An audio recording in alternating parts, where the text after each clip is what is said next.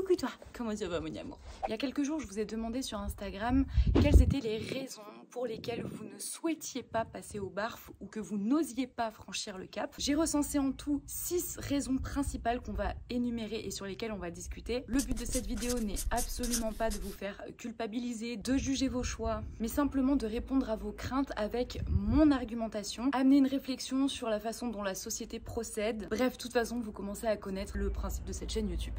Qu'est-ce que tu fais? C'est quoi cette tête là? Il est en train de vomir. Attendez, je reviens. C'était de l'herbe. J'ai choisi le moment où je tourne ma vidéo pour vomir. C'est super. Tu me chies dessus un peu, non?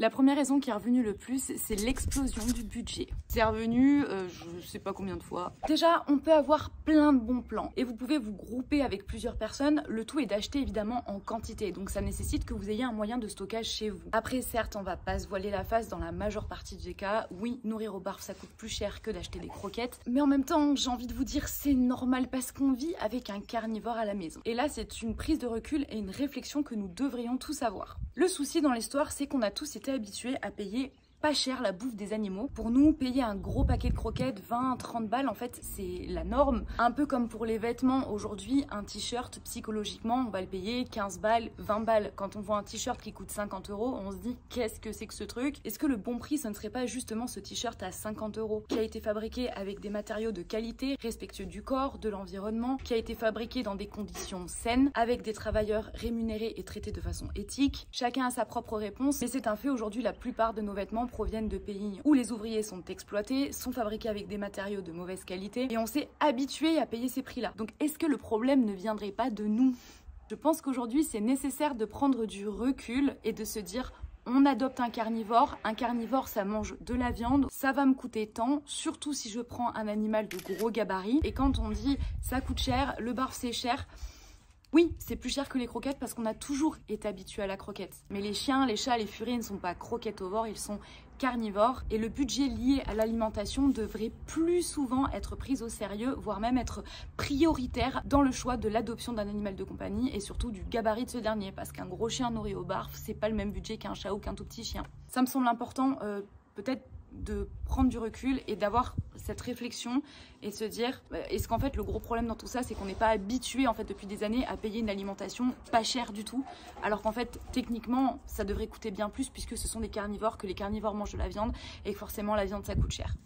La deuxième raison qui est revenue le plus, c'est la facilité. Les gars, vous imaginez si on avait la même réflexion pour nous, si on se disait vas-y, la flamme de cuisiner, donc en fait je vais bouffer des barres de céréales toute ma vie, je vais bouffer des boîtes de conserve, des soupes en poudre toute ma vie. Alors il y a certaines personnes qui font ça, qui n'aiment pas du tout cuisiner et qui ne mangent que des plats industriels, etc. Dites-vous que même les plats industriels, ça reste meilleur que des croquettes. Beaucoup de personnes prennent quand même le temps de cuisiner un minimum. Il y a des moments dans la journée où on prend du temps pour cuisiner, pour manger correctement. C'est un geste complètement routinier qu'on a intégré en fait à nos routines quotidiennes. Pareil, c'est une question d'habitude. On est habitué depuis des années à juste avoir ouvrir un paquet de croquettes et à verser dans une gamelle. Forcément, c'est super facile. Mais cette facilité, elle a quel prix? Quand on voit aujourd'hui l'explosion de maladies chroniques liées plus ou moins directement à l'alimentation industrielle, est-ce que c'est pas à nous d'adopter cette réflexion du voilà, si je prends un chien, ça va pas juste me prendre du temps pour jouer avec lui, pour le promener, pour l'emmener chez le vétérinaire quand il y a besoin, etc. Mais ça va me prendre également du temps pour lui préparer à manger, pour lui faire décongeler ou cuire quelque chose. Je pense encore une fois que ça mérite réflexion.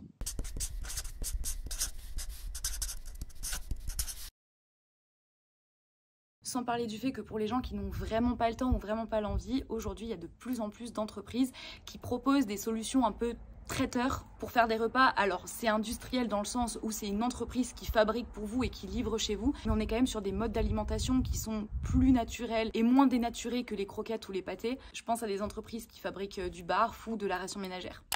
La peur de la carence, la peur de mal faire, la peur de mal équilibrer les gamelles. Combien de fois je l'ai entendu celle-ci aussi, et c'est tout à votre honneur, c'est que vous voulez vraiment bien faire et que vous voulez pas que votre animal soit malade à cause du fait que vous cuisinez pour lui. Ce qui est incroyable, c'est que la démocratisation des croquettes a amené les pleins pouvoirs et le savoir absolu sur les fabricants de croquettes et les vétérinaires concernant l'alimentation. À tel point qu'aujourd'hui, on est terrorisé à l'idée de cuisiner pour nos animaux. Il n'y a que les fabricants qui peuvent élaborer des recettes, qui peuvent savoir ce qu'il y a de bon pour eux. Et nous, si on fait nous-mêmes, on va tuer l'animal. D'un point de vue marketing et économique, je trouve ça incroyable. Les gens ont peur de faire à manger à leurs animaux. Ils ne font confiance qu'en leur vétérinaire ou qu'en les fabricants de croquettes. Alors qu'aujourd'hui, on le sait, la majeure partie des vétérinaires ne sont pas suffisamment formés en nutrition et les fabricants de croquettes, leur but, c'est avant tout de faire de l'oseille. Est-ce que chacun d'entre vous qui regardez cette vidéo a dû faire une formation en nutrition avant de cuisiner pour soi-même ou de cuisiner pour ses enfants? Je pense que la réponse est non. Et pourtant, vous arrivez à vous faire à manger tout seul, non? Je veux dire, on maîtrise les grandes lignes de nos besoins nutritionnels. On sait qu'on a besoin de protéines, on sait qu'on a besoin de lipides, on sait qu'il faut pas trop manger de chocolat, de pizza, de McDo, de fast-food.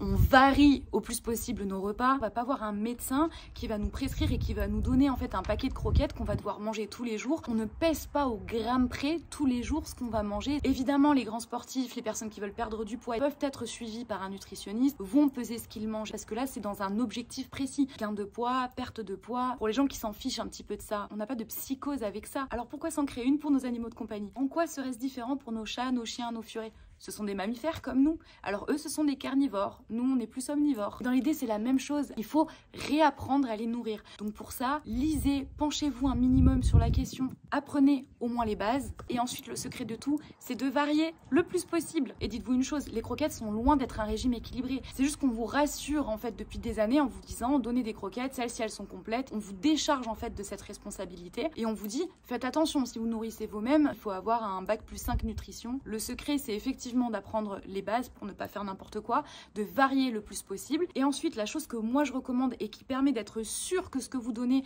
ça convient à votre animal, c'est de faire une prise de sang 1 à 2 fois par an pour vérifier un petit peu s'il y a des carences et des excès. Et si c'est le cas, vous réajustez. Ayez confiance en vous. Vous arrivez à vous faire à manger, vous arriverez à faire à manger à votre animal, que ce soit du Wellpré, de la ration ménagère ou du barf. Prenez un petit peu de temps pour apprendre les rudiments, variez et vous verrez, tout ira bien.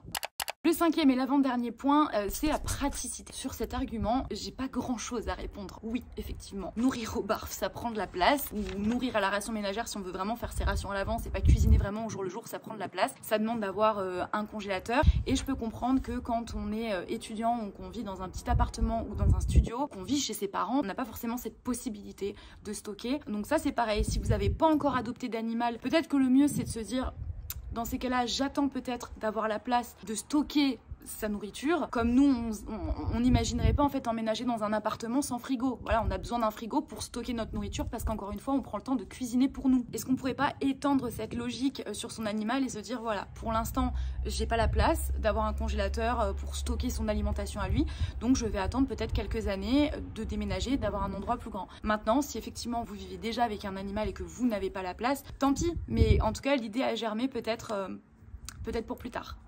Et enfin le 6e et dernier point, l'animal qui n'aime pas. J'ai essayé la viande crue, il n'y touche pas. Les légumes, il n'y touche pas, il n'aime pas l'huile, bref c'est une galère. Les industriels sont pas bêtes, ils élaborent, ils concoctent des petites recettes exprès pour rendre votre animal accro. Des exhausteurs de goût, des arômes artificiels, et tout est mis en œuvre pour rendre votre animal accro à cette marque, à cette gamme spécifique. Donc parfois, les animaux ils ont tendance un petit peu à bouder quand on leur propose une alimentation qui est naturelle. Mais si ça peut vous aider, j'ai réalisé une vidéo à ce sujet dans laquelle je donne tous mes petits conseils. Donc la vidéo elle est orientée pour les chats qui ne veulent pas manger leur gamelle de barf parce que c'est ce que j'avais le plus en retour. Mais évidemment ces conseils peuvent s'appliquer si on a un chien et si on souhaite même nourrir à la ration ménagère. Ce sont des conseils assez génériques en fin de compte. Écoutez, je pense que le tout pour résumer cette vidéo, c'est l'envie.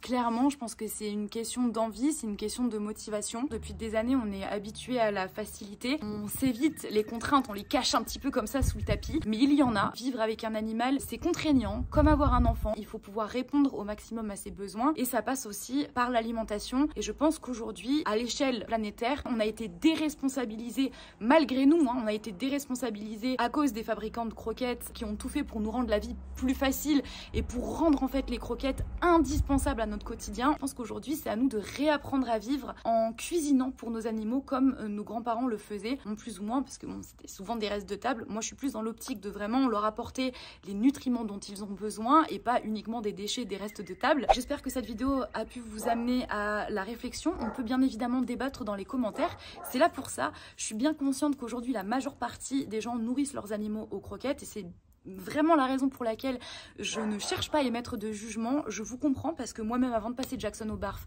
j'étais aux croquettes. Je vais être très honnête et très transparente avec vous. L'année dernière, ça a été une année très chargée pour moi. J'ai complètement changé de vie et pendant ce laps de temps, j'ai repassé Jackson aux croquettes, j'ai arrêté le barf. Maintenant, je suis de nouveau repassée au barf, mais je peux comprendre. Voilà, je me mets à votre place, mais je pense juste que voilà, on devrait peut-être faire évoluer notre réflexion, notre façon de penser. Voilà, et bien écoutez, moi j'étais très contente de papoter avec vous, ça faisait longtemps. J'ai hâte de lire un petit peu vos retours sous cette vidéo. On se retrouve la semaine prochaine, je l'espère. Voilà, et d'ici là, comme d'habitude, ben, prenez soin de vous, prenez soin de vos animaux, quelle que soit la façon dont vous les nourrissez. Lolo, regardez comme il est beau. C'est cool les petites gratouilles comme ça.